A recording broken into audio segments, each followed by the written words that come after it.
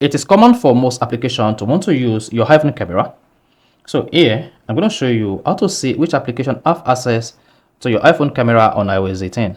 So with the new iOS 18 in town, you can check most of the activities going on with your camera in background and see which application that can easily access your iPhone camera while using them. So if at the end of this video, you found this video helpful and informative, please don't forget to like and subscribe. Now the first one to do, when you want to see all applications that have access to your iPhone camera, is go to your iPhone settings. Then on the settings page, scroll down and click on privacy and security.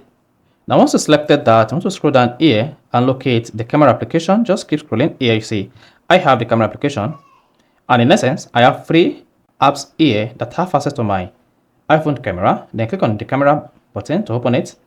There you see I have Instagram, Snapchat and WhatsApp. And then if I turn this on, this will grant Chrome the access to access my camera whenever the need arises. So you can just go ahead and turn off all this access on your device, so that each time you want to use any of this application on your iPhone, you'll be prompted to allow the camera access. So this way you can easily see which application have access to your iPhone camera on iOS 18. So if this is helpful and informative, please don't forget to like and subscribe.